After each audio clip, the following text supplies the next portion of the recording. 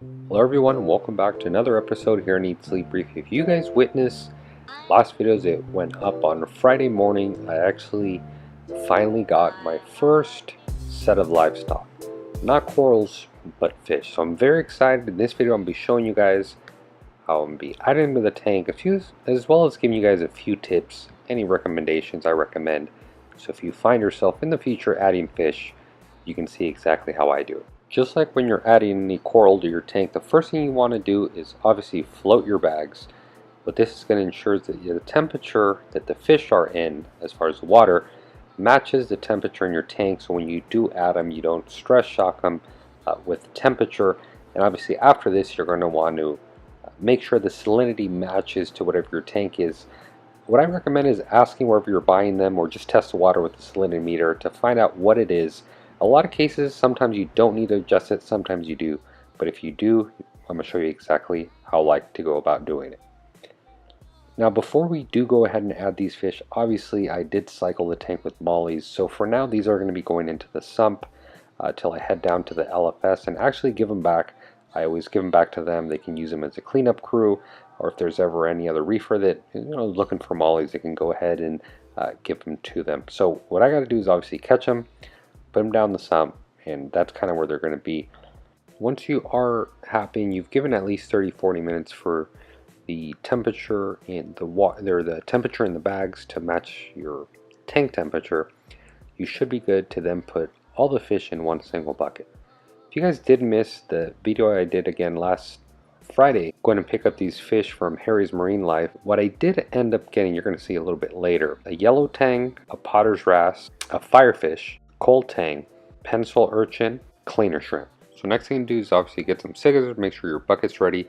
This is where we empty out the water that's in the bags. We put them all in the bucket, put them all together. You shouldn't generally be worried for them fighting or killing each other, but again, you just put them all in here. By this time the water in the bag should be the same temperature as your tank, and since we are going to be dripping it, yes, the temperature is going to drop a little bit, but it should maintain it pretty close to whatever the temperature is in your tank. The next step is going to be to obviously do the drip acclimation. Here personally I'm using the drip acclimator by Innovative Marine, if I remember correctly.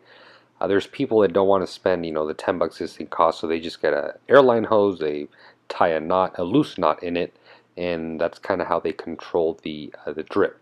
One thing though, when you are using any one of these, I've noticed a lot of people make the mistake of literally 1 drop per second in the bucket. I don't know if you guys have ever checked how long that'll take to change salinity, but it takes about 3 to 4 hours. So what I tell people, obviously not a crazy steady stream, but a nice stream of water coming from it is plenty. It's going to be slow enough to adjust the fish. But yeah, just don't make that mistake, doing 1 drop every second or 2 seconds, because at that point, guys, you're not going to really affect the water volume in the bucket very much, and thus not really doing much of an acclimation, just to keep that in mind. One of the last steps, as I mentioned before, is going to be to obviously grab these mollies and put them down the sump. The only reason I'm doing this because later on I want to have to fish them out when the main fish are in there, only because I don't want to stress them out. But this is one of the great reasons why I love using mollies to cycle, because as you see, they're pretty simple to catch. Any other fish, you put damsel, chromis, yeah, good luck catching them. But these guys are very simple. Again, they're going to be going down in the sump just because I don't want to stress out the fish when I do catch them later on. I'm going to probably be taking them back to the LFS so they can use them. I've noticed a lot of LFSs tend to use them in frag tanks because these things are so good at eating algae. So yeah, I'm pretty sure they'll put them to good use, or another reefer will come through the store, once I'm already acclimated, and they'll be good to go. If you guys have never seen mollies actually mating, you can see that kind of happening here with the black one and the white one in the rear. I believe both of those are males though, so I don't know how good a luck they're going to have mating there. But it just goes to show these mollies were literally thrown in here a minute ago. They're already trying to mate. I'm going to be feeding them here, and you can see they accept food. So their way of taking stress is not like any other fish. Any other fish will stress them out, and yeah, they won't be eating for days. So yeah, this is why I love mollies so much. Another reason I want to show you guys a shot here, I want to do a comparison video a little bit later. You can see the chaetal ball, how small it is here, and how much it's going to grow in about a month's time. I imagine it doubling, if not tripling, very, very quickly. So I'm not sure if you guys are aware of this, but I know a lot of people have a HANA salinity checker. I mean, I love this thing. It's very easy to test. It's waterproof. I mean, the video isn't about this, but again, I love this product. I don't know if you guys are aware, but you can actually use this as an acclimation tool to let you know how the acclimation process is going and when the fish or whatever you're adding is ready for your tank. Here we're at 1.023. We need to be at 1.025, so we got probably another 15-20 minutes to go, and then we should be good to throw everything inside the tank. So I don't know why, but with this new build, I've gotten really comfortable with double dipping everything. So in this case, I have a bucket here on the side that just has water from the tank. I'm taking it out of the water here that it came in the LFS and obviously some of my tank water, and putting it in just my plain tank water again, just to rinse anything that may be on it. Of course, I know there could be some parasites under the skin, under the gills, that pretty much none of this even matters, but for some reason it makes me feel a little bit better knowing I am doing this. Another reason I like to do this is a lot of cases people will throw the fish in the tank, from this bucket, but what this allows you to do is if the tank shows any sign of stress in this small bucket, which is the same as your tank water, you're able to throw it back into the environment it just came for, which is the previous bucket where you know it didn't have any issues there as far as any parameters in your water. So if there's any emergency and the fish is acting a little bit weird, you can quickly get out of this little bucket and throw it back into the acclimation bucket, and that should be able to throw them back in balance again. But of course, I've never had this issue. It's just kind of a train of thought, and just, I guess, another form of security, if you will.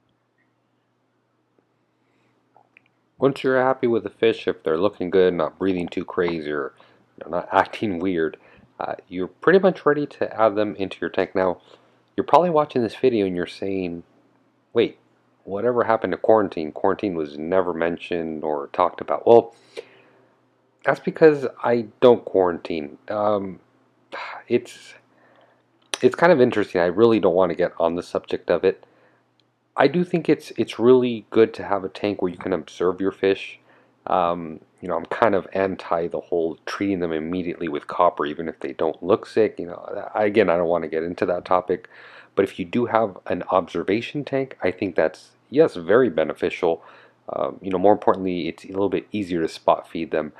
But the facts are that a lot of people don't have or aren't able to set up these systems. Me, on the other hand, the wife even knew that I was thinking about setting up another tank. Yeah, good luck. So I just think the best you can do here in this scenario is when you are in an LFS, or you're online, it's a little bit harder, but when you're at an LFS, get the healthiest, the nicest color, just the best fish you're able to get. To obviously, this is not going to guarantee the fish doesn't die or doesn't have a disease, but again, it just gives you a better fighting chance. So if you do have the space to set up an observation tank, and another good thing about an observation tank is for feeding the fish, the food's a lot closer to them. It's a little bit easier to get them to eat. But again, not my thing. I don't have it. I can't do it. It's very difficult, so I'm not going to do it. I've done the same method on the JBJ45. Knock on wood, I didn't have any fish die to any crazy diseases that you probably read out there. Ick is one of those, guys. I'm not worried about ick whatsoever. The yellow tang, I just put it in there, actually broke out with ick, and I just kept feeding them, gave them some Celcon, some garlic, and to this day it's gone. It's not there anymore, so I'm not worried about it. So that's just my thoughts. Again, I didn't want to get too much on the subject because I know it can be a pretty touchy subject. So after this, it's pretty much straightforward. You just put your fish in the tank. I tend not to feed them unless I have previous fish in there, but my first batch I won't feed them the first day, only because it's very difficult to get fish to eat on the first day because they're so stressed. It's a new environment. They came from the ocean. I mean, you can imagine how hectic it can be for them. So what I'll typically do, I'll wait till the next day to really get them to eat, which at that point they'll be kind of hungry, so they'll be more enticed. And yeah, don't overfeed, because this is the first fish we're adding to this tank. Again, there were mollies in there, but we want to be very careful we don't overexceed the bio load for the current filtration, biological filtration that is in the tank. Because what that's going to do is, as we all know, crazy algae issues. So be sure you keep taking it slow. You don't go out of your pace. So again, guys, we don't get the nuisance algae that a lot of new reefers talk about in new tanks. If you've been following me here, You've been seeing the method I do it. To this day, again, knock on wood, this tank has no algae, no diatoms, none of that. And again, you can witness it here for yourself. So guys, we're going to end this video here. I want to give again a big shout out to Harry's Marine Life for providing this fish, the initial fish here for the 50-gallon. I'm very happy with them. If you guys are wondering why exactly I went with the urchin, well, urchins, in my opinion, are amazing algae eaters. Yes, they're like little bulldozers. They can knock stuff over once they get big, but that's why I went with a small one. That was kind of the method to my madness when it comes to here. So, again, big shout out to Harry's Marine Life. Thank you very much for sponsoring this fish. I thank each and every one of you very much for watching. If you have any questions, comments, or concerns, please leave them down in the comment box below. As always, happy reefing.